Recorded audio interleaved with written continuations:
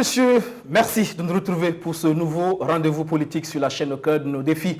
Vous êtes bien à Surface de vérité. L'invité du jour, c'est un jeune, l'une des figures qui s'invite dans le pouvoir de décision, chef d'entreprise, expert en efficacité énergétique et en performance industrielle, doctorant en business administration sur l'appropriation de l'intelligence économique par les entreprises africaines.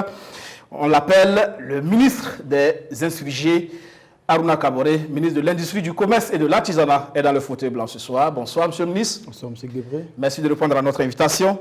Toujours l'âme d'un insurgé, là, aujourd'hui, avec tout ce que cela peut comporter comme valeur. Les valeurs sont des choses intrinsèques, pourvu qu'on choisit donc d'être constant, de ne pas se perdre et de savoir d'où on vient, où est-ce qu'on est, où est-ce qu'on va. Il appartient maintenant aux autres donc d'apprécier est-ce que c'est cela que je continue d'incarner. D'accord. Vous avez un passé syndical, mais aussi dans la société civile.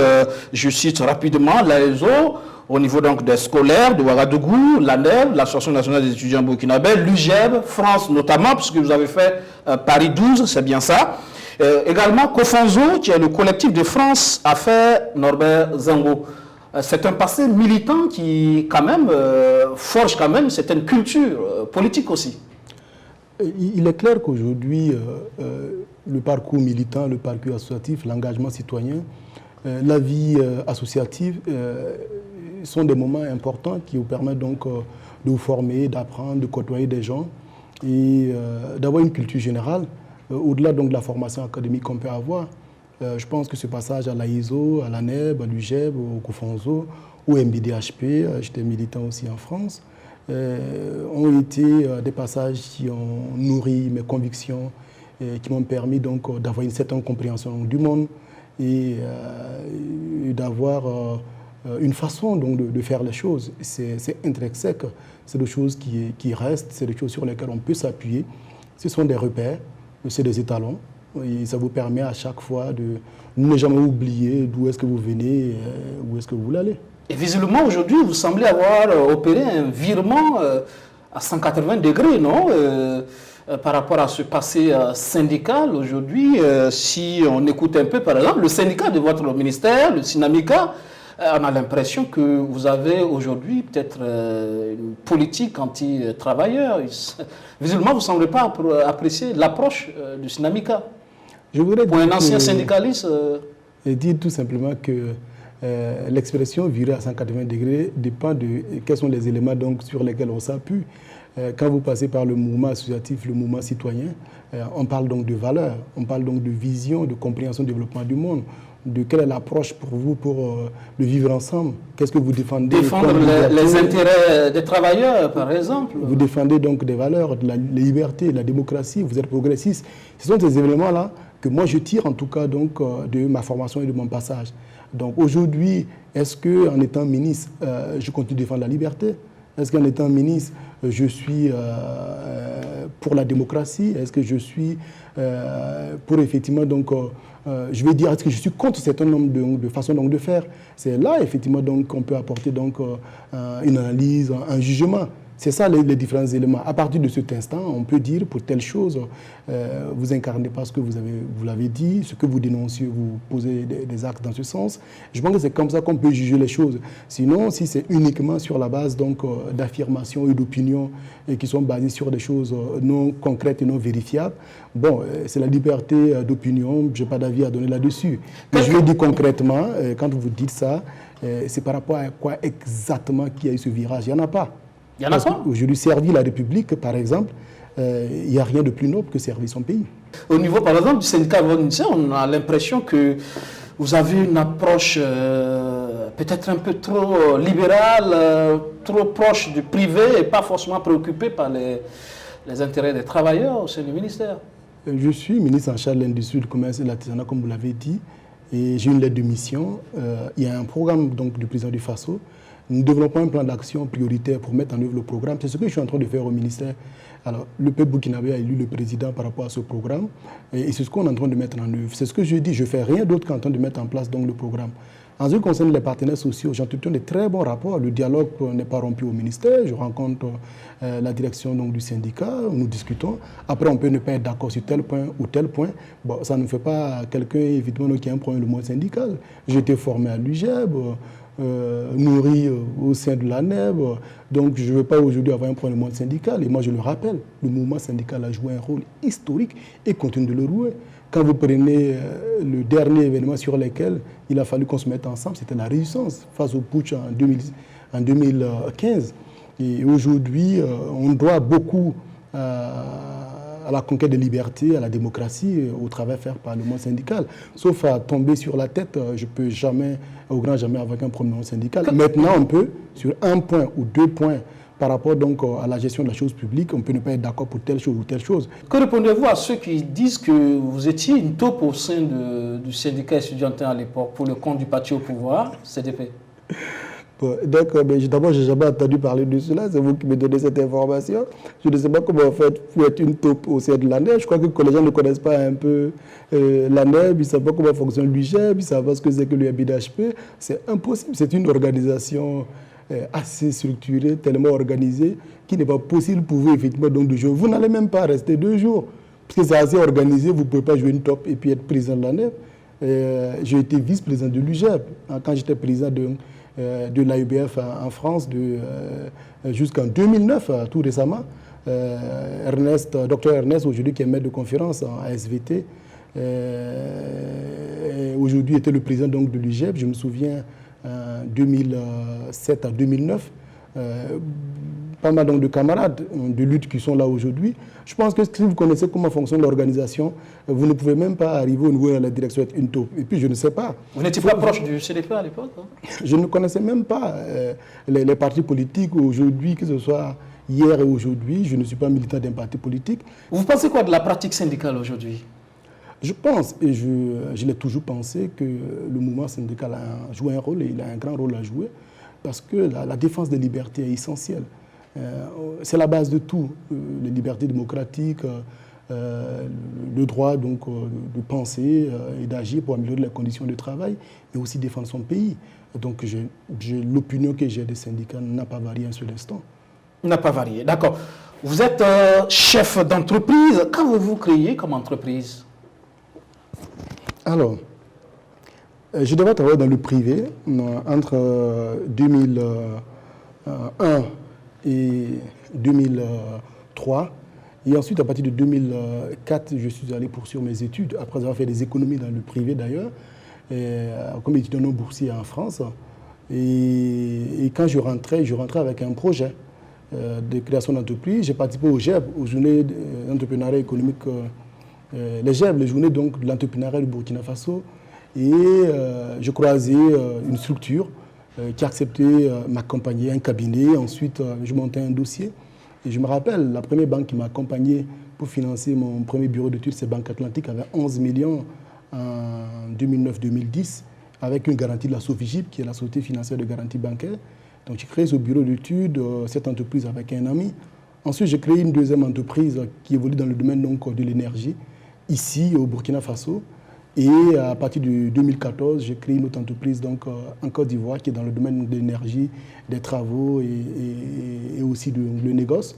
Et donc, avant d'être ministre, j'avais 3 entreprises et aussi j'étais actionnaire dans 2 ou 3 entreprises. De toute façon, tout ceci est mis dans la déclaration donc, de biens. Mais depuis que je suis en fonction, j'ai organisé la gestion et la direction de ces structures pour ne pas avoir effectivement donc, à agir directement donc, dans ces différentes sociétés afin de me consacrer donc, à mes activités au service de la République à travers le poste de ministre. J'ai dit cela, question de savoir un peu sur vos ressources, parce qu'on se rappelle qu'à la table ronde des bailleurs de fonds sur le PNDS à Paris, vous avez promis justement une centrale solaire. Et les gens se disaient, mais c'est assez audacieux, avec quels moyens? Et en effet, le mode de financement donc, de ce certain nombre de projets du PNDS, il y avait le partenariat public-privé, où des entreprises pouvaient s'engager sur des projets structurants à long terme. Comme je vous disais, j'évoluais dans le domaine de l'énergie, et avec les partenaires donc, dans le domaine, nous avons choisi de participer à la réalisation d'une centrale. Le projet, c'était 80 mégas de centrales qui étaient inscrits dans les projets structurants du PNDS en son temps. Donc j'annonçais effectivement, je crois que c'est octobre-novembre 2016, le fait qu'avec des partenaires, nous allons participer à construire une centrale solaire au Burkina Faso. Le projet il a évolué avec les centrales solaires qui ont été réorganisées en 30 mégas, 20 mégas, 15 mégas et 10 mégas, repartis un peu dans le Burkina Faso. Et mes partenaires et moi, en son temps, quand j'étais encore chef d'entreprise, nous avions donc signé un contrat de partenariat public-privé pour 30 mégas, et avec le ministère de l'Énergie, le ministère des Finances, et avec un contrat d'achat d'énergie sur 25 ans avec la Sonabel. Et la centrale étant d'être construite, je pense qu'elle est presque finie. C'est 30 mégas. Et je crois qu'il reste encore des raccordements électriques, notamment une ligne électrique donc, à construire.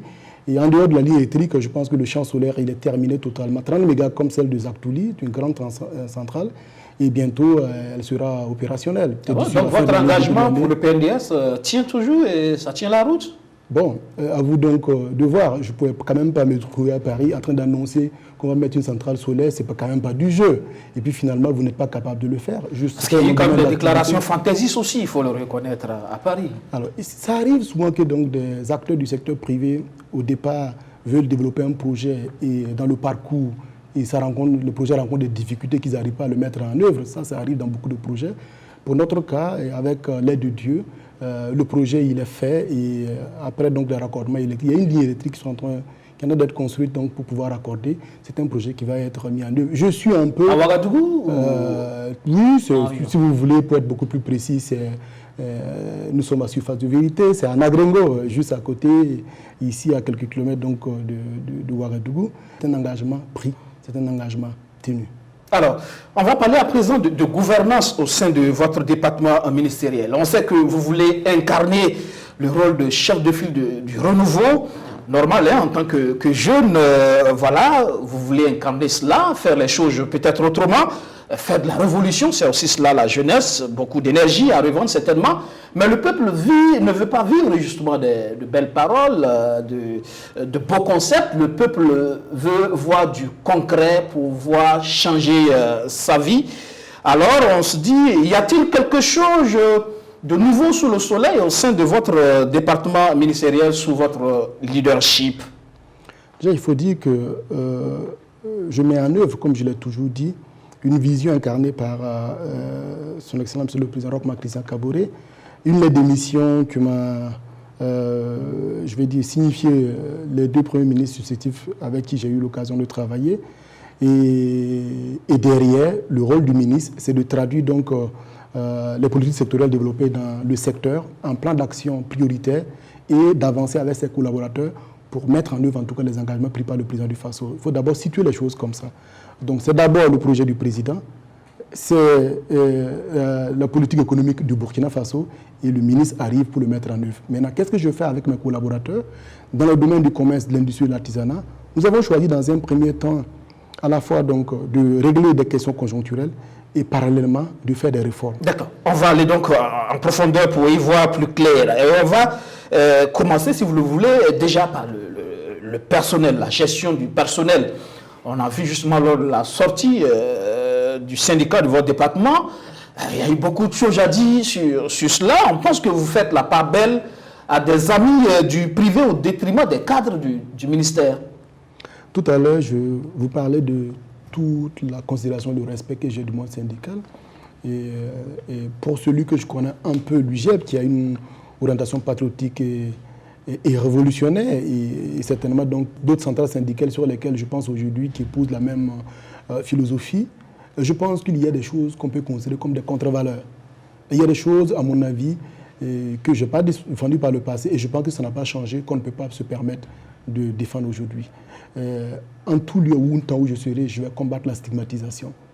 Je combattrai l'exclusion, je combattrai donc le repli identitaire et je combattrai effectivement donc les égoïstes. Il faut que ce soit suffisamment clair. Est-ce que ce n'est pas de la stigmatisation, de l'exclusion que de penser que les cadres du ministère ne sont pas peut-être à la hauteur de la tâche? Et ça, c'est une appréciation qu'il faut faire, mais en disant concrètement, par rapport au programme qui a d'être mis en œuvre pour lesquels on s'est engagé, est-ce que nous avons des résultats? Vous savez, je ne suis pas dans le débat d'opinion. J'ai dit, dans le commerce, l'industrie, l'artisanat, pour qu'on soit très concret, voici le plan d'action, voici la mission qui a été confiée, voici la lettre de mission. Est-ce que ça a été fait? C'est comme ça qu'on peut discuter. Si ce n'est pas fait comme ça, et que c'est juste effectivement donc, des envolées lyriques, des affirmations à l'emporte-pièce, on ne peut pas s'en sortir. Donc vous admettez que c'est une réalité que vous travaillez avec beaucoup d'acteurs du privé. Je pose donc les questions concrètes. Maintenant, le ministère donc, du Commerce, le ministère de l'Industrie, du Commerce et de l'Artisanat, c'est environ 700 agents. Il y a environ 700 agents. Et si mon compte il est bon, aujourd'hui au ministère, il y a 2 personnes, 2 sur 700 agents qui sont des produits purs venus du privé depuis que je suis là. C'est mon directeur de cabinet qui est arrivé en 2021 et c'est moi-même qui suis ministre de l'Industrie et du Commerce. Sur 700 agents. Donc je ne sais pas sur la base de quoi certains types d'affirmations sont faites. Si vous avez des éléments pour me dire effectivement comment le ministère est organisé avec les acteurs du secteur privé, moi je peux parler. Donc moi je vous donne des chiffres concrets. Il y a environ 700 agents au ministère.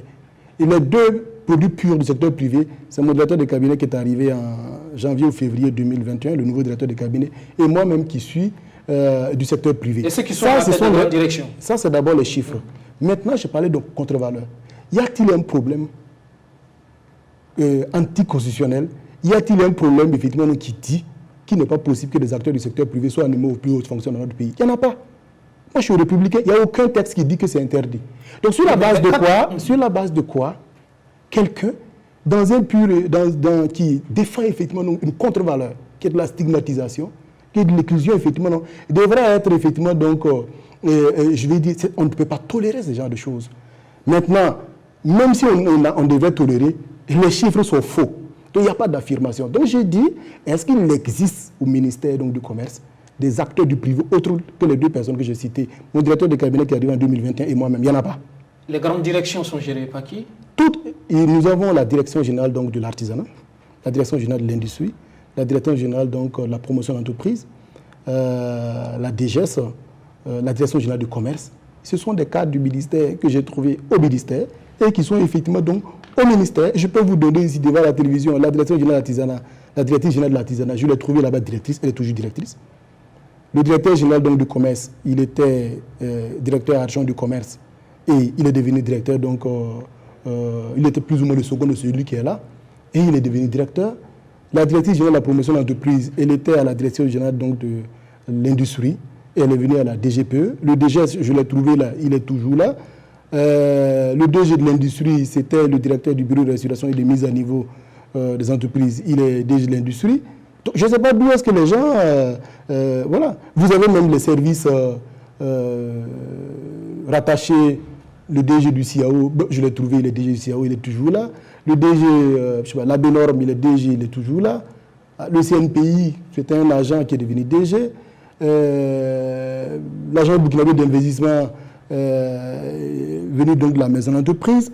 Donc, je ne vois pas quelqu'un qui n'était pas à la fois soit du ministère, soit d'une structure d'appui au ministère, et qui est venu au ministère. Et j'ai dit au ministère, pur produit pur du privé qui gérait des entreprises qui sont venues au ministère, c'est mon directeur de cabinet arrivé en février 2021, et c'est moi-même, ministre, qui a été nommé. Donc c'est pour cela que je vous ai dit tout à l'heure, vous savez, aujourd'hui, il y a tellement d'affirmations infondées, basées sur rien. Mais c'est très beau. Vous savez, quand on sort comme ça, puis on dit, ah, il gère avec des gars du privé d'une manière ou d'une autre. Tant que vous n'avez pas l'occasion pour dire que c'est faux, eh bien, ça peut être vrai. Mais moi, je vous dis, avec des chiffres concrets, avec des noms qui sont vérifiables, c'est du n'importe quoi. C'est un choix de stigmatiser, de raconter du n'importe quoi. Et c'est des contre-valeurs. Mais là, je vais vous dire sur votre plateau, je me suis battu contre cette façon donc de faire, contre la stigmatisation, contre tout le reste, effectivement. Et je dis, tant que des responsables associatifs restent dans la défense des conditions de vie et de travail, moi, je n'ai aucun problème. S'ils rentrent dans ce schéma, ils seront combattus. Combattus. Vous l'avez dit. Alors, on va aller donc sur l'industrie aujourd'hui. Quel apport à la dynamisation, justement, de l'industrie burkinabé? Alors, déjà, il y avait donc des unités qui étaient en difficulté. Donc, de manière conjoncturelle, il fallait apporter des réponses. Et pendant ce temps, nous avons élaboré une stratégie nationale d'industrialisation. Notre pays, pendant longtemps, n'avait pas de boussole pour l'industrialisation. Il y a eu donc les années où il y a eu énormément des unités qui ont été faites après les indépendances. Après, c'était totalement le déluge. Donc, le réarmement industriel ne pouvait pas se faire sans que nous ayons une feuille de route. C'est pour cela qu'il y a eu une stratégie nationale d'industrialisation qui a été adoptée en 2019 après une étude qui a été faite, un atelier normal, et bien entendu donc l'adoption de la stratégie, pour à la fois faire des réformes institutionnelles, faire effectivement donc des sites industriels, et bien entendu trouver des mécanismes d'accompagnement de tous ceux qui veulent aller dans l'industrie. L'une des réformes qui a suivi, c'est l'adoption du Code des investissements, qui permet aujourd'hui d'accompagner le secteur privé qui veut investir et avec un accompagnement davantage soutenu pour les PMI, PME, parce que nous avons amélioré les avantages donc, pour accéder au Code des investissements pour les PMI, PME. Au début, quand vous prenez le régime A, si vous souhaitez investir et bénéficier du Code des investissements, c'était le plus petit régime, vous devez investir 100 millions, créer 20 emplois pour bénéficier davantage donc, du régime A à l'importation de vos équipements et bien entendu en phase d'exploitation. Nous avons changé le Code des investissements. Pour le régime A, si vous décidez de faire une usine dans la transformation de matières premières locales, vous investissez 25 millions, vous créez 4 emplois et vous bénéficiez davantage du Code des investissements. Donc le Code des investissements n'est plus uniquement orienté investissement direct étranger, il est aussi orienté accompagnement des PMI, PME pour pouvoir investir. Les acteurs locaux. Voilà. Donc d'abord, c'est la stratégie nationale d'industrialisation qui a été faite. Et à côté de cela, nous avons décidé donc de nous attaquer d'abord aux entreprises existantes. Vous avez vu toute la polémique liée à la mévente d'un certain nombre d'unités qui sont bien connues par les Burkinabés. Il fallait s'attaquer à cela. Je pense que ça, aujourd'hui, ce sont des choses qui sont réglées. Maintenant, nous sommes en train de structurer. Là, nous avons dans les pipelines un projet de loi pour l'immatriculation des sites industriels. Nous avons aujourd'hui le programme One District, One Factory, une région, une usine, à l'effet de faire en sorte que dans chaque région où nous avons du potentiel en matière de matières premières, qu'on construise d'abord des zones industrielles et qu'on implante donc des PMI, PME qui vont certainement donc se structurer. Ce programme, il est aujourd'hui en marche et pour cette année, toutes les études donc, de délimitation des zones industrielles sont en cours et les études d'impact environnementaux sont en cours dans l'ensemble des régions pour pouvoir faire ces sites industriels.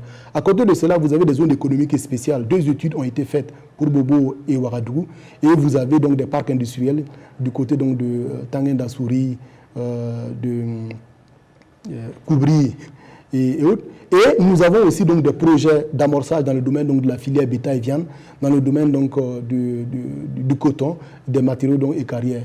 Et aujourd'hui, on peut faire un bilan, clairement, 3 ans après, comment est-ce que le Code des investissements a pu impacter réellement donc, au niveau des investissements et quels sont ces différents projets. Mais c'est comme je vous ai dit, si vous ne réorganisez pas avec une stratégie, si vous ne faites pas de projets structurants, prenez le temps donc, de les construire, le réarmement industriel n'est pas possible. Sinon, vous faites du saupoudrage. Donc, on règle d'abord les questions problématiques, comme vous connaissez. On fait des choses structurantes et puis nous allons conduire. Je pense que d'ici la fin de l'année, on va inaugurer une usine dans le domaine donc, des boissons, à l'image d'une société qui fait de la boisson, pour ne pas donner de nom, pour certainement ne pas faire de la publicité, une nouvelle structure, une grosse structure en tout cas dans le domaine, ça alors Forceau au niveau donc, de Bobo Dioulasso. État ou privé? Du privé, qui a bénéficié du Code des investissements. À côté, comme si les gars, d'ici la fin de l'année, on va inaugurer une usine de fabrication donc, de médicaments qui a bénéficié du Code des investissements. Des investissements, comme si les gars, à Bobo Dioulasso, alors Forceau, c'est autour de 14 milliards d'investissements. Là, c'est autour donc de 7 à peu près milliards d'investissements. Le Code des investissements a permis à Tanguy-Ndassuri d'ouvrir une usine qui s'appelle Cotexa, qui met sur le marché donc, de la matière première pour faire donc, des t-shirts, du tricotage, donc du jersey sur le marché, donc à partir donc, du fil de Filsa. Le code a permis à Filsa, qui était à 5 000 tonnes en termes de transformation donc, du fil, de doubler, passer à 10 000. Le code accompagne des unités industrielles dans le domaine donc, de la transformation en ACAD. Le code accompagne des unités dans le domaine donc, des matériaux et carrières. Et là, c'est ce que l'État fait comme accompagnement. Maintenant, nous avons un package de quelques projets. Nous venons de faire valider par une banque de la CEDEAO tout le financement pour la transformation dans le domaine de la viande. Un abattoir à Ouagadougou, grand abattoir moderne, un abattoir à Bobo Dioulasso, un grand abattoir moderne capable donc d'exporter, et 3 abattoirs périphériques effectivement donc à Ouagadougou. Avec donc, ça, on n'aura plus à exporter les animaux sur pied? En tout cas, l'idée c'est de faire de la plus-value. Quand vous exportez des animaux sur pied, vous ne gagnez pas grand-chose en fait derrière. C'est à la fois créer des emplois, faire de la plus-value et exporter la viande.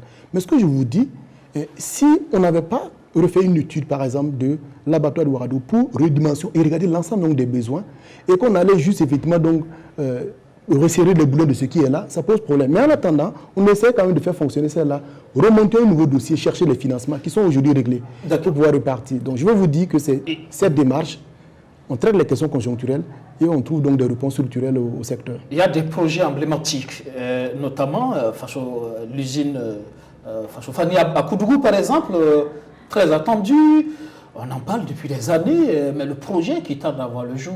C'est vrai qu'à un moment donné, ça donnait l'impression dans le secteur du coton qu'on était totalement, je l'ai dit, fixé, qu'on ne pouvait pas évoluer.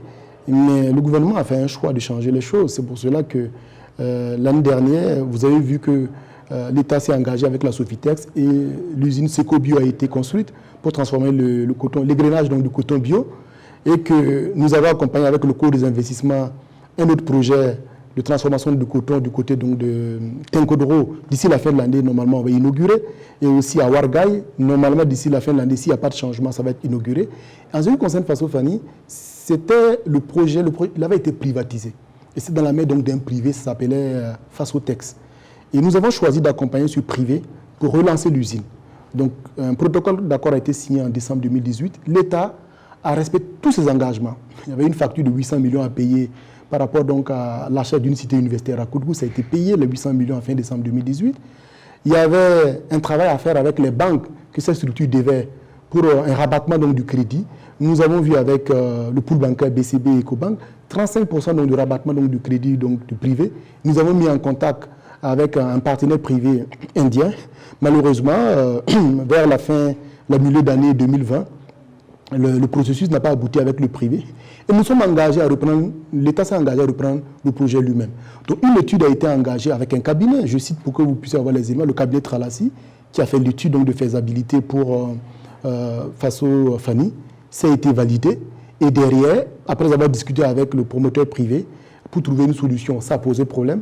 Et à un moment donné, et c'est récent, le 6 avril dernier, le pool bancaire s'est retourné contre le promoteur privé, saisi le site pour mettre à la vente. Et l'État a été adjudicateur donc, du site. Donc le site de Faso Fani et le site qui abrite donc, la cité universitaire sont de la propriété de l'État d'ailleurs. Donc on tient ici un engagement en disant si le privé ne peut pas, l'État va racheter pour effectivement donc, réaliser le projet. Cette étape étant faite, le ministère des Finances et le ministère du Commerce, nous sommes maintenant dans un processus, comme l'étude existe maintenant, pour préparer le démarrage donc, des travaux de Faso Fani. Donc je vais dire, l'engagement qui a été pris pour dire si le privé ne peut pas, nous allons le faire. C'est quelque chose qui est fait parce que l'État a racheté, l'État a payé au pool bancaire et désormais nous sommes dans un processus de mise en œuvre. Finalement, on peut attendre cette usine pour quand finalement Il vous souviendra que depuis que je suis là, je refusais effectivement de rentrer dans le fétichisme des dates. C'est un processus, c'est un projet. Un projet, il y a des étapes sur lesquelles il faut régler. Vous voyez par exemple toute la partie judiciaire. Pour réaliser une usine, vous avez besoin d'un an et demi maximum effectivement pour faire une usine de ce type, entre la commande du matériel et les travaux. Mais quand vous n'avez pas d'usine dans votre possession et que vous annoncez des dates, vous vous trompez. Je vous ai dit que c'est depuis courant avril-mai que l'usine maintenant appartient à l'État. Et comme l'étude est faite, nous sommes maintenant donc dans un processus, maintenant donc on va acquérir les équipements, on va s'organiser. Et quand, à partir de septembre, quand nous allons discuter avec les équipementiers et que les choses seront suffisamment claires, j'annoncerai clairement le planning sur site de la construction de l'usine. Et la construction prendra, je vais dire, 1 an et demi à partir de la date effectivement qu'on annonce le début. On attendra de voir, parce que là... il ne faut pas vous souvenez-vous bien, je viens du secteur privé, j'ai fait du génie industriel, et ce que je sais faire, c'est donner des dates et de les respecter. Je ne peux pas, à partir du moment où je sais comment un projet, on conduit un projet, je ne peux pas juste lancer les choses comme ça. Mais je vous ai montré clairement, à travers ce que j'ai dit, que désormais, Faso Fani appartient à l'État. Et à partir de septembre, nous allons annoncer un calendrier suffisamment clair. Et bientôt, nous allons retrouver donc, des pailles made in Burkina Faso pour permettre donc, de servir donc, les populations, des choses faites de chez nous. À partir donc, du fil fait à fil. Ça on va dire certainement avant la fin du mandat, le deuxième mandat de Roch-Kaboré. Au moins ça. Inch'Allah. Ça a été promis, il faut que ça se tienne dans cet engagement. Non, il n'y a aucun problème. Quand nous regardons l'évolution aujourd'hui, je pense que par la grâce de Dieu, c'est quelque chose qui devrait se faire, en tout cas avant la fin du mandat du président. D'accord. Mais ce n'est pas quelque chose pour longtemps. Avant la fin de ce premier trimestre, on va annoncer de cette année, on va annoncer le calendrier et vous allez le faire. C'est la même chose. On a lancé pour Seco Bio lorsqu'on lançait le CICOT 2019. Et on a dit ça fera 1 an. Et vous avez vu, en janvier 2020, quand le président est parti pour le SICOT 2, il a inauguré l'usine. Quand on va annoncer, ça sera exactement la même chose. Parce que c'est un projet, et un projet, il ne faut pas faire de bruit. Il faut aller par étapes. Voilà. Le SICOT, parlons-en. Vous l'avez créé pour concurrencer le CITA? Je voudrais saluer l'ensemble des initiatives qui concourent à la promotion du consommation local, et en particulier au textile burkinabé et africain, et dire que, en tout cas depuis qu'on est au département ministériel, toutes les initiatives venues donc du secteur privé ont été accompagnées. Bobo Fashion Week, là il y a bientôt les 72 heures du Faso d'Afani, tout ce qui est comme défilé, foire, événements liés à la promotion donc, de la cotonnade burkinabé. Je ne vais pas faire de publicité, j'ai toujours été présent pour accompagner. Donc nous accompagnons toutes les initiatives. Donc il ne faut pas confondre des initiatives effectivement donc, de promotion de ce type et au SICOT, qui est un événement structurel voulu par l'État burkinabé pour structurer définitivement donc, le secteur du coton textile habillement. Aujourd'hui, le SICOT, c'est le premier salon africain. C'est l'un des premiers salons internationaux en matière donc, de transformation donc, du coton, qui parle donc depuis le financement de la production du coton dans les champs, la mécanisation, qui traite donc de toute la chaîne des valeurs jusqu'au produit fini.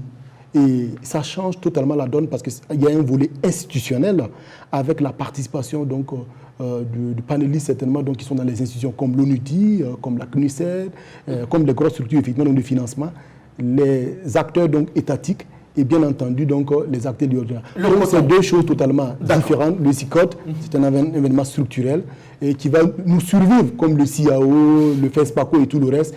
Et à côté de ça, nous soutenons donc les initiatives privées. Très rapidement, le temps passe. Et finalement, la première place pour le coton, on l'a perdu. Vous avez promis qu'on reviendra à cette place. À quand finalement? Nous venons d'adopter le mois passé, après une étude, les nouveaux modèles économiques de la filière coton. Les modèles économiques vont consister à la fois à produire suffisamment de coton, mais à transformer. Avant, on dansait sur un pied. C'était une culture de rente qui servait donc à exporter, le premier produit agricole à l'export. Et aujourd'hui, on change totalement la donne.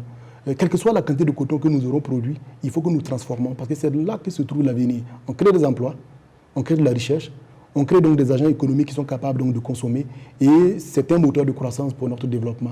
Donc nous avons changé totalement le modèle. Si en plus de cela, nous pouvons continuer donc à être le premier producteur donc de coton, c'est une bonne chose, parce que les unités industrielles auront besoin donc de matières premières. Ce n'est plus véritablement un objectif aujourd'hui? Bien entendu, mais nous dansons sur 2 pieds désormais. On ne se contente pas de produits, nous allons transformer aussi. Et ça, c'est très important, ça change totalement la donne, parce qu'il n'est pas prouvé aujourd'hui que le fait d'en faire un produit donc, de rente nous a beaucoup plus, en tout cas, avantagé en matière donc, de création. Transformer, ça crée des emplois, c'est très important. Nous sommes revenus, nous avons pris des places, nous sommes remontés quand même encore à une place supplémentaire depuis 2-3 ans. Et je pense que nous allons continuer donc à galoper dans le secteur. Pour la filière anacarde, on annonce aussi une unité de transformation et visiblement ça ne semble pas plaire à tous les acteurs de ce domaine-là. Il y a déjà des unités qui existent. Hein. Et on a l'impression que pour les acteurs de ce secteur, quand vous échangez avec eux, ils ont l'impression que le ministre ne travaille pas véritablement avec les vrais acteurs du secteur. La filière anacarde est l'une des filières où nos réformes ont le plus porté. Parce que les réformes ont permis aujourd'hui de mettre le Conseil burkinabé d'anacarde, qui est un organe donc, de régulation. Ça, c'est quelque chose qui est clair, un EPE créé avec siège à Bobo-Dioulasso. Première chose. Deuxième chose, en 2018, par exemple, quand j'arrivais au département ministériel, il y a 2 grosses unités qui sont connues. Hein. Vous avez Anatrans, qui est à Bobo, qui emploie 1500 femmes. Vous avez une autre unité qui se trouve à Banfour, à peu près 400 personnes. En 2018, quand j'ai eu la première rencontre avec les acteurs, Anatrans était en train de se préparer pour démonter son usine pour aller traverser la frontière. Idem pour Bobo-Dioulasso. Délocalisé. Pas de matière première, coût exorbitant. Les gens exportaient l'anacarde et eux, ils allaient perdre. Et ils sont venus. Nous avons fait une discussion. La première mesure qu'on a prise, c'est d'interdire les sorties d'anacarde tant que les unités n'ont pas été pourvues en matière première. Ça a été fait. À des prix qu'on a décidé qui concernent les unités. Ça a été fait. Ils avaient besoin d'à peu près 12 000 tonnes. Ça a été fait. Et les unités ont repris. 1500 femmes qui travaillent à Anatrans, à Bobo-Dioulasso et à Banfoura. Ça, c'est des choses concrètes. Et ça, je ne crois pas, ça a été fait avec les acteurs. Donc, quand on dit on n'est pas les acteurs, ça ne correspond à rien. Je parle du début. Ensuite, on a dit, comment on finance la filière? Les acteurs de la filière ne pouvaient même pas trouver 200 000 pour faire une réunion. Il n'y avait pas de possibilité. Là, on dit, mais il n'y a qu'à regarder ce qui se fait dans la sous-région. On instaure le prélèvement. La première année 2018, on a fait un prélèvement donc, de 35 francs le kilogramme à l'exportation pour permettre de financer la filière. À partir de la deuxième année jusqu'à maintenant, 25 francs à l'exportation. Je veux vous dire que ces prélèvements qui sont faits par les percepteurs spécialisés du ministère des Finances, qui les collectent et l'argent va directement au Trésor, nous sommes entre 2018 et aujourd'hui à environ 8 milliards de prélèvements. Le Conseil burkinabé Nanakad qu'on a mis en place n'a même pas aujourd'hui absorbé plus d'1 milliard. Donc c'est d'abord pour le financement de notre économie en général que ça a été collecté. Et derrière aujourd'hui, grâce à cela, nous sommes dans des projets qui permettent d'accompagner. Là, il y a eu un appel à projet qui a été lancé dernièrement pour que ceux qui ont des PME puissent bénéficier d'un accompagnement à travers la FPME, que ce soit aujourd'hui les commerçants comme les acteurs. Nous sommes aujourd'hui en train d'acquérir des équipements pour les petits transformateurs et les mêmes acteurs peuvent bénéficier autour du coût des investissements. Et il y a des accords qui ont été signés avec la recherche, notamment l'INERIA, pour travailler sur les plans, pour développer la production, pour améliorer. Et nous sommes en train d'organiser pour combattre les achats bas champ au profit donc, des producteurs. Maintenant, vous le savez très bien, dans tous les secteurs, vous choisissez de réformer. Vous choisissez donc de mettre fin au désordre avec tout ce qui est achat bas champ, il n'y a pas d'agrément, absolument rien. Et vous, forcément, vous attaquez à des intérêts des gens, vous attaquez à des lobbies. Et donc, il peut exister qu'il y ait des gens qui ne soient pas contents. Et c'est tout à fait normal. Parce que ceux qui sont dans le désordre ne sont jamais contents lorsqu'il y a de la réforme. Maintenant, vous avez tout ce qu'on peut dire autour, mais je vous ai dit au départ, moi j'aime les choses concrètes. D'accord. Les choses concrètes, justement, c'est aussi un engagement du président du Faso, faire en sorte que Bobo Dioulasso redevienne une ville industrielle. Le premier mandat est passé, on a entamé le deuxième mandat, mais les Bobolais ont l'impression qu'à ce niveau, il n'y a pas véritablement grand-chose, rien à mettre sous la dent, pratiquement. J'apprécie votre façon donc, de nous communiquer les éléments donc, de votre sondage, mais non, je ne pense pas. C'est vrai, régulièrement on dit Bobo se meurt, les usines se ferment et tout le reste. C'était une réalité avant. Mais il n'y a plus d'usines qui se ferment à Bobo. Au contraire, de nouvelles unités se créent à Bobo, on peut commencer à les compter. Il y en a combien? Je vous ai dit qu'on va inaugurer une usine à Longforceau en fin d'année. Je vous ai dit qu'il y a eu une usine à Nakad. Je vous ai dit qu'il y a eu beaucoup d'unités dans la transformation des jus à Bobo Dioulasso. Vous avez donc des chaînes de transformation dans le domaine donc, du karité. Vous avez donc des unités qui sont en train de naître dans le domaine donc, de l'engrais. Vous avez donc des unités, beaucoup d'unités dans le domaine donc, de Nakad, comme vous le dites. Nous-mêmes, nous sommes engagés dans un projet d'unité de référence qui va transformer au moins 45% donc, de l'Anakad à travers donc, le privé et un accompagnement donc, de l'État pour faire l'amorçage. Basé à Bobo Dioulasso? À Bobo Dioulasso.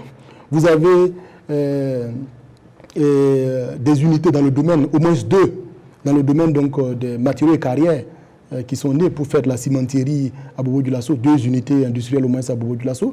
Il y a un troisième effectivement donc, projet à la matière.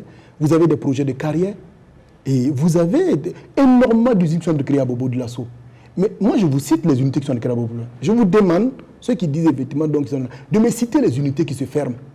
C'est ça le problème. Parce qu'à chaque fois que les gens font des affirmations, je dis aux gens, vous avez affirmé. Mais je vous donne moi des chiffres, des exemples. Vous donnez-moi les chiffres et les exemples. On ne peut pas rester dans une vision de l'esprit. Il faut qu'on sorte de là. Quand on fait cette affirmation, ça ne correspond à rien. Le secteur de l'huilerie crée à peu près 30 000 emplois aujourd'hui. Vous avez une structure comme SNCTech qui ne connaît pas de mes ventes depuis 3 ans, grâce aux mesures qu'on a prises, qui a décidé de réinvestir dans le savon et dans une nouvelle chaîne. Vous avez aujourd'hui SN Sosuco, 30 000 tonnes de production donc, de sucre. Bon, pour participer à la consommation nationale. La consommation nationale autour de 120 000 tonnes. Aujourd'hui, il faut d'abord payer du sucre à SN Sosuco avant de pouvoir importer le GAP. Depuis 2-3 ans, elle n'arrive même pas à satisfaire le marché. Pour vous donner un exemple, pour l'année 2021, nous sommes au 7e mois de l'année. Les 30 000 tonnes de SN Sosuco qu'elle avait du mal à vendre, elle a vendu depuis 3 ans sans problème. Et cette année, déjà, rien qu'au 7e mois de l'année, il ne reste pas plus de 1000 tonnes sur les 30 000 tonnes. Mais ça, c'est quand même des choses exceptionnelles. On ne pouvait jamais imaginer que cela va se faire. Ça a été fait sous le régime de notre Christian Kaboré. Et SNCTech, c'est la même chose. La SAP olympique, qui n'arrivait pas à vendre des pneus, nous avons organisé tous les acheteurs donc, du tiers populaire. Aujourd'hui, l'union des vendeurs des pièces de roues, que je salue tout en passant. Et on s'est entendu sur un accord. Ils achètent les pneus, puisqu'on a mis les pneus sur la liste des produits soumis à autorisation spéciale d'importer. Si vous ne payez pas les pneus, vous ne pouvez pas importer les pneus. Donc, ils achètent les pneus avant d'importer le complément. Et aujourd'hui, en 2019, nous avons fait une opération de déstockage. La même journée, tous les acheteurs sont venus avec SAP. Ils ont payé pour 900 millions la même journée. Et en 2020, ils ont payé pour 1,4 milliard. Donc, ce sont des entreprises stables aujourd'hui. Mais SAP Olympique, que j'ai discuté avec, ils sont en train de diversifier leurs produits. Parce que le caoutchouc, il peut proposer donc des joints, des roulements un peu partout dans le secteur minier. Donc, ils demandent à ce qu'on les accompagne pour qu'ils puissent diversifier leurs produits pour aller au-delà donc des pneus. Et mieux, regardez si les différents acteurs ne peuvent pas venir à l'actionnariat. Tout n'est pas rose, mais nous avons pris le chemin. Donc, il faut arrêter de dire il y a ceci, il y a cela. D'accord. Tout cela en termes de mise ensemble, en termes de création d'emplois, on peut l'estimer à combien comme ça? Parce que pour la jeunesse bobolaise aussi, c'est aussi cela, pouvoir travailler. Non, je vous donne quelques chiffres. Le secteur du Léry, c'est autour de 30 000 emplois. Quand vous regardez le SN Socico, c'est autour de 3 000 emplois. Quand vous regardez la SAP Olympique, autour donc, de 150 emplois. Parlons de nouveaux emplois créés, parce qu'ils existent déjà avant l'arrivée du ROC, Christian Kabou. Oui, d'abord, emplois consolidés, emplois créés. Quand vous prenez le secteur donc, de l'ANACAD, Sotrada à Bobo, c'est à peu près 200 emplois. Vous avez l'usine qui va se inaugurer bientôt, c'est autour donc, de 200 emplois. Vous avez Tanguy Dassouri, autour donc, je crois, une trentaine d'emplois. Vous avez Faso Énergie qui bénéficie de cours des investissements, une centaine d'emplois. Vous regardez les cimenteries qui ont été créées à Bobo Dioulasso, vous avez des cimenteries qui sont autour donc, de 500 emplois. Donc il y a pas mal d'emplois qui se créent. Mais à côté des PMI, PME, je vous ai parlé tout à l'heure du Carité. Nous avons accompagné le réseau des producteurs de beurre de Carité à Bobo Dioulasso. Ils étaient à une transformation du beurre de Carité, 300 tonnes. Avec les chaînes d'accompagnement qui ont été faites à travers le cadre intégré, elles ont doublé leur transformation de 300 à 600 tonnes. Vous savez, il y a combien de femmes qui travaillent? 14 000 femmes qui travaillent. C'est ça les emplois, effectivement, donc soit consolidés, soit créés. Et à chaque fois que nous allons être dans la transformation de matières premières locales, nous créons des emplois. Et ce qui est intéressant avec cela, c'est quoi? C'est que vous créez des agents économiques, des vrais consommateurs, des gens qui ont un pouvoir d'achat. Et ce sont les mêmes acteurs qui vont consommer local ce que vous produisez, et vous avez un cycle vertueux de développement. C'est pour cela que l'industrialisation est quelque chose d'essentiel dans notre processus de transformation structurelle de l'économie. D'accord. Vous parlez du consommation local, c'est aussi une vision qui est imprimée. On se demande manifestement comment ça se porte justement, cette vision du consommation local. Comme vous le savez très bien, ça a été l'un des chevaux de bataille, donc, je le dis, du guide invisible de notre génération, le capitaine Thomas Sankara, et qui, avec la question donc, de consommer ce que nous produisons. Et lorsque vous avez eu l'avènement du PNDS, l'axe 3 du PNDS a mis son dévolu sur le développement donc, des filières porteuses, notamment donc, les secteurs porteurs. Et qui parle de filières porteuses, il y a ce que vous avez vu aujourd'hui, notamment donc, la filière coton textile habillement et d'autres filières, comme j'ai cité, le beurre de Carité et tout le reste. Et là, on s'est dit qu'il faut organiser davantage les acteurs pour pouvoir produire donc, énormément donc, de choses. C'est pour cela qu'il y a eu la mécanisation qui est mise en œuvre par le ministère de l'Agriculture pour permettre donc, de produire suffisamment. Mais c'est aussi pour cela qu'on accompagne les PMI, PME pour pouvoir donc, transformer quand il y a lieu. Aujourd'hui, je peux vous donner quelques résultats. Le président du FASO a choisi, dans le domaine du FASO d'Afani, de montrer les choses par l'exemple. Il est le premier ambassadeur du FASO d'Afani à l'intérieur comme à l'extérieur. Ça permet au Burkinabé donc, de reprendre goût à la chose après l'ère du capitaine Thomas Sankara. Et là, nous, on a suivi en organisant donc, les tisseuses. Vous savez, il y a la Fédération nationale donc, des tisseuses et on a disséqué leurs problèmes. Ils avaient un problème donc, de capacité productive, les métiers à tisser. On a lancé l'initiative 5000 métiers à tisser depuis 2018. Aujourd'hui, à peu près 2000 et quelques métiers à tisser ont été totalement acquis et distribués aux tisseuses. Elles sont montées en puissance. Et lorsque Corona est venu, Filsa a proposé le fil. Les femmes ont tissé les pagnes, les couturiers ont fait les masques. Donc, 12 millions de masques ont été produits en l'espace de 6-4 mois pour permettre aux élèves de reprendre le chemin de l'école. Et vous savez ce que ce nous donne? C'est 3 milliards qu'on aurait pu avancer, aller payer des masques à l'extérieur, qui ont servi donc à injecter dans notre économie. Je vais prendre d'autres exemples, dans d'autres domaines comme le miel aujourd'hui, où notre pays dispose donc depuis 2018, avril 2018 je crois, un certificat pour exporter, par le travail fait par le ministère des Ressources animales et avec l'Union européenne, tout le reste, on peut exporter le miel et là nous accompagner les acteurs. Mais pour permettre à ce que le consommation local soit une réalité, il faut aussi que les produits soient de qualité. Donc nous avons lancé l'initiative 100 produits certifiés et nous avons accompagné déjà pour la prise en charge donc, du montant de la certification des produits. C'est 300 000 francs. Ça a été fait pour à peu près 80 et quelques produits dans l'initiative 100 produits certifiés. Et notre pays est passé de 2019 où on n'avait pas plus de, je crois, 8 produits certifiés, aujourd'hui à 165 produits certifiés. Et de là, on a lancé le projet 1000 produits certifiés à coût partagé. Pour qu'à l'horizon 2025, nous ayons 1000 produits certifiés. Donc, ça va de l'accompagnement pour améliorer le capital productif, accompagner pour que le produit soit de qualité. Et c'est pour cela qu'on a rajouté les labellisations, pour permettre aujourd'hui d'avoir des labels qui permettent donc de protéger ce que les gens font comme travail. Il est inconcevable que les femmes se lèvent tôt, se couchent tard, en faisant du faso d'Afani, en dessinant les motifs. Il y a 400 motifs des 13 régions qui ont été mis dans un catalogue et protégés à l'OAPI. Et pendant ce temps, les gens font de la contrefaçon. Donc, avec notre brigade mobile, nous saisissons régulièrement les pagnes contrefaits et nous accompagnons. Et aujourd'hui, le label Faso d'Afani est un label aujourd'hui qui va, mais on ne s'est pas limité à là. Vous avez vu le chapeau de Sapono aujourd'hui, qui a permis à la coopérative même, elle est sous tension, elle n'arrive même pas à fournir à temps souvent les chapeaux. Et aujourd'hui, le label qualité, il est prêt, il sera dévoilé en début août. Et en septembre, le label Coco Donda sera dévoilé, parce que ça, c'est un travail qu'on a fait avec les acteurs et on est prêt. On envoie les éléments donc, au niveau de notre pays. Sans oublier, il y a une filière porteuse aussi, le sésame, et la question de la qualité, justement, se pose au niveau de l'international. Oui, tout à fait. C'est pour cela que l'organisation des acteurs est très importante. Vous savez, vous avez aujourd'hui donc du sésame qui vient d'autres pays, parce que quand les gens achètent, après ça se mélange avec d'autres produits dans la sous-région, et derrière, le sésame burkinabé est régulièrement accusé. Mais c'est pour cela qu'il faut organiser des acteurs pour savoir qui est exportateur avec les agréments et tout le reste. Ça nous permet donc de nous prémunir donc, de tout ce mélange. C'est comme l'anacade. Nous avons souvent donc l'anacade de qualité du Burkina Faso qui est connue. Quand on vous dit qu'on a des points avec notre anacade, c'est impossible. Nous avons du sésame donc de qualité. Mais quand le sésame de Burkina Faso se retrouve au Japon un peu partout, ça n'existe pas. J'étais au Japon, il n'y a pas de sésame de Burkina. Donc du coup, quand c'est bien, ce sont les autres. Quand c'est de la mauvaise qualité, c'est le Burkina Faso. Non, les acteurs de la filière sésame sont des acteurs courageux, qui font un travail de qualité. Et qui ont besoin d'être encadrés, d'être soutenus. Exactement. Là aussi, nous avons commencé les réformes dans le secteur. Mais c'est comme je vous ai dit, toutes les filières porteuses font l'objet donc de réformes. D'accord. Alors, ça plaît, ça ne plaît pas. Ça peut ne pas plaire. Le plus important, c'est l'intérêt, ce que ça apporte justement au développement de ce pays. Puisque vous parlez tout à l'heure de contrôle, parlons de commerce justement. Avec, vous l'avez vu, l'actualité, c'est cette flambée des prix des produits sur le marché. Vous annoncez des contrôles, le marché est envahi par des produits, il y a le coût, mais il y a aussi des produits impropres à la consommation. Il y a des contrôles, mais pour emprunter un peu le terme aux syndicats, on a comme l'impression que là, ce sont un peu du populisme que vous faites, en termes de pertinence, en termes d'engagement permanent sur le terrain par rapport au contrôle, il n'y a pas grand-chose.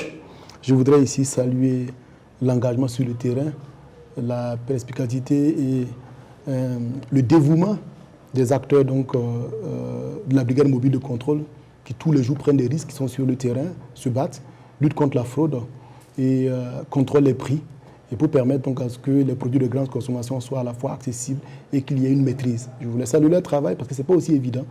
Je ne sais pas si c'est parce que je suis un peu cartésien, j'adore les chiffres. Parce que quand les gens affirment, moi je donne les chiffres. Parlons-en. Je vous dis, aujourd'hui, des millions de litres de boissons frélatées ont été sortis de notre territoire après la décision que nous avons prise. Et après, nous sommes allés dans un volet structurel en rédigeant un cahier des charges de boissons alcoolisées qui vient d'être signé par l'ensemble des ministres concernés pour servir de base, pour continuer à nettoyer, que ce soit dans nos usines, que ce soit à l'importation. Ça, c'est un. Quand vous prenez le Faso d'Afani, je vous ai dit, je vous donne les chiffres de cette nous avons saisi 10 000 pagnes il n'y a pas longtemps. Quand vous regardez dans le domaine donc, de produits prohibés, notamment donc, du riz impropre à la consommation, ça a été saisi et incinéré. Les huiles frélatées, énormément de choses sont faites pour pouvoir permettre donc d'avancer. Vous avez les contrôles des prix qui sont régulièrement faits. Je ne vais pas justifier l'augmentation des prix. Tous ceux qui sont de bonne foi aujourd'hui savent très bien que l'inflation elle est générale. Et ce n'est pas le rôle du gouvernement de dire, ce n'est pas de notre faute. Notre rôle c'est de dire, face à cette situation, qu'est-ce que nous faisons?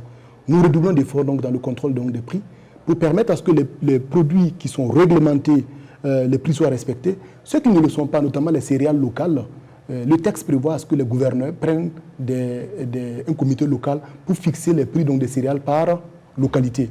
Une correspondance est envoyée à l'ensemble des gouverneurs qui sont en train de s'activer pour désormais fixer les prix des céréales par localité en fonction de la production. Parce que comme on n'a pas les mêmes niveaux de production, les prix ne vont pas être les mêmes en fonction donc, des régions. Et au plan intérieur, tout ce qui est produit importé, on essaie donc de travailler. Vous avez des produits où les prix sont fixés. Vous avez l'huile, vous avez le sucre, vous avez ce nombre de choses. Et on fait la respecter. Ah oui, je suis d'accord avec vous que lorsque nous faisons le contrôle, il se trouve qu'il y a des commerçants qui ne respectent pas ces prix. Et c'est pour cela que les contrôles doivent être permanents. Et c'est pour cela qu'on se donne les moyens pour être permanents. Vous ne donnez pas les moyens justement de faire des contrôles permanents. C'est ce que disent les travailleurs, oui, le syndicat notamment. Oui, effectivement. Quand vous regardez dans tous les segments de notre pays, vous entendez qu'il n'y a pas assez de... Il n'y a pas assez de routes, il n'y a pas assez de moyens pour les routes, il n'y a pas assez de médicaments dans la... Ça, c'est un peu partout qu'on dit qu'il n'y a pas assez. Mais la volonté donc de faire suffisamment, de donner suffisamment donc de moyens, cette volonté, elle existe. Aujourd'hui, lorsque nous avons créé la brigade mobile, avant, le contrôle était un simple service au sein donc, de la Direction générale du contrôle réglementaire de la répression de la fraude. Nous avons créé une brigade mobile carrément, qui est une coordination nationale avec des bureaux de contrôle dans les régions. Mais c'est clair que quelque chose qui est créé en 2019, aujourd'hui en 2021, il faut monter en puissance, en nombre d'agents, en nombre donc, de véhicules, en nombre de moyens de contrôle. Maintenant, est-ce que depuis là, il y a eu du nouveau? Oui, il y a eu des nouveaux véhicules qui ont été achetés. Et il y a des véhicules qui arrivent, il y en a 5 qui vont arriver bientôt grâce à l'accompagnement de la Chambre de commerce. Et vous avez, il n'y a pas longtemps, une ambassade nous a encore accompagnés, pour la citer l'ambassade de Chine, 4 véhicules. Donc au fur et à mesure, nous sommes en train de monter en puissance. Et il ne faut pas non plus jeter le bébé avec l'eau du bain. Elle est créée en 2019 et regarde ce qu'elle a déjà fait. Rien n'est parfait. Nous sommes en train de nous améliorer. Maintenant, quand vous avez donc ceux effectivement donc qui pensent que yaka est d'une manière ou d'une autre, bon, et qui ont un esprit annihiliste qui ne peut pas saluer le peu qui est fait d'une manière ou d'une autre, c'est ça les opinions. Sinon aujourd'hui, la brigade mobile, elle travaille d'arrache-pied, elle prend les risques et tout le monde voit les résultats. D'accord. Alors,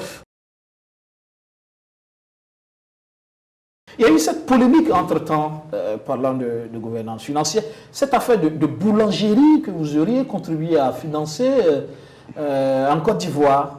C'est une information avérée? Ah bon? D'où est-ce que vous détenez cette information? On l'a vu sur les réseaux sociaux, l'information a circulé. Ah, vous êtes en train de préparer l'après-ministère? Vous l'avez vu sur les réseaux. C'est vrai que sur les réseaux, énormément donc, de choses. Et apparemment, il semble que ça s'appelle la liberté d'opinion, la liberté de s'exprimer. Non. Tout à l'heure, on parlait de valeurs. Je ne sais pas, est-ce que le fait de devenir ministre vous rend fou? Est-ce que vous devenez con? Est-ce que vous devenez quelqu'un qui dénonçait quelque chose hier et qui aujourd'hui le fait? C'est ça. Je ne comprends pas. Et je me suis battu contre la corruption. Je me suis battu contre les détournements de deniers publics. J'ai dénoncé les choses, tout ça. Et parce que je suis devenu ministre, et ça devient quelque chose que moi je vais trouver normal que je vais faire. Parce que je vais vous rassurer une seule chose. Je n'ai jamais porté plainte de tout ce que les gens disent. Mais uniquement sur ce point-là, pour revenir là-dessus, nous allons en rire bientôt parce que j'ai porté plainte.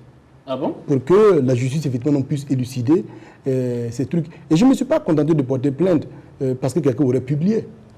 Si vous êtes allé sur la page, allez affirmer, faire un commentaire pour dire effectivement donc, que vous m'avez vu, vous aussi vous allez répondre.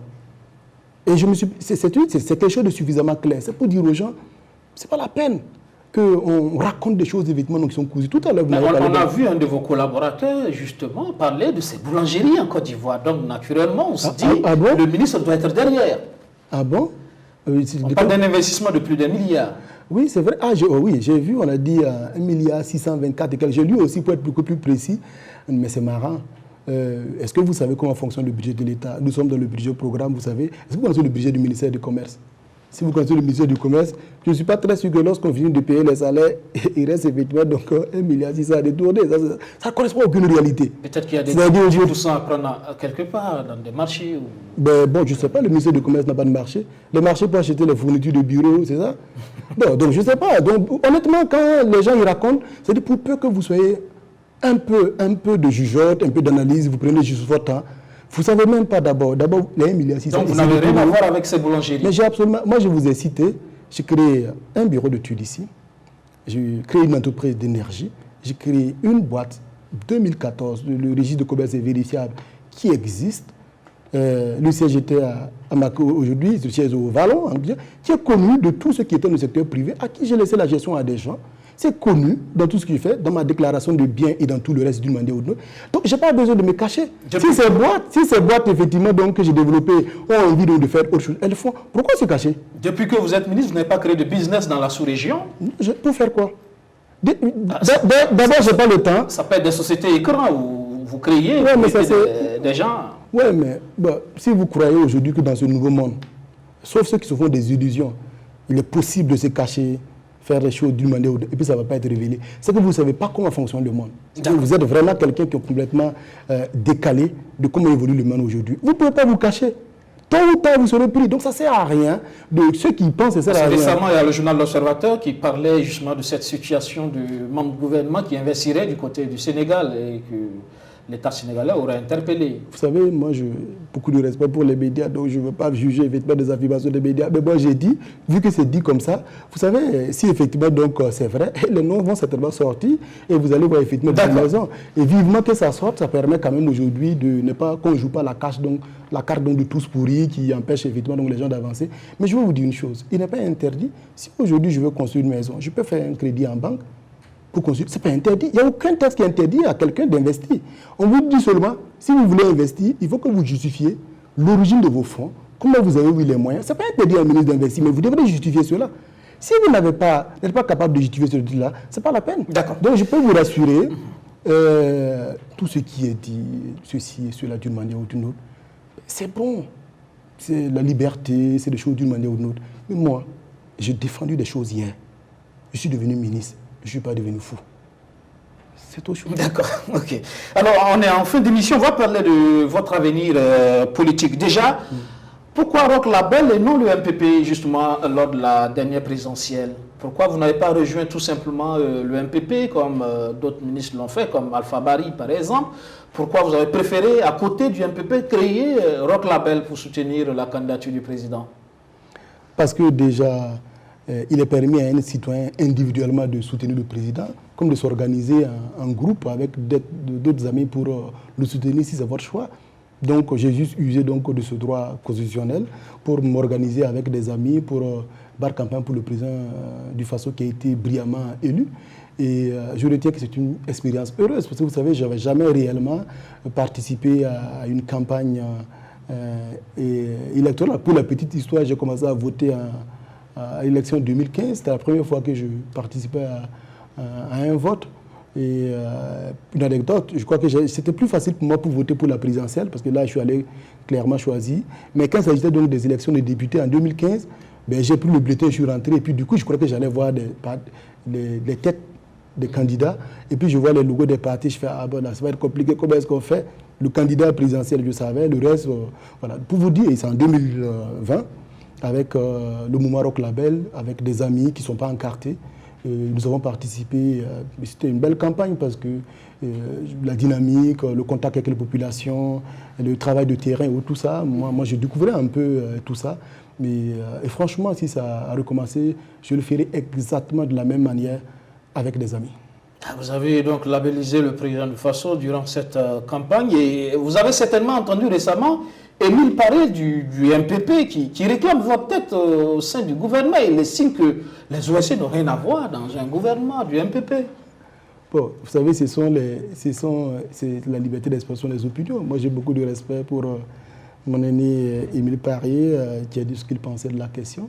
Émile Paré que je connais quand même, certainement avant qu'il soit parti au pouvoir. Vous savez, j'étais militant donc de l'AISO et de l'ANEP, comme je le disais, et dans la lutte du collectif, le COFANZO, le collectif des organisations démocratiques des partis politiques, le CODIPMPP, dans l'affaire Norbert Zongo, nous étions ensemble en train de nous battre effectivement donc, pour la vérité et la justice.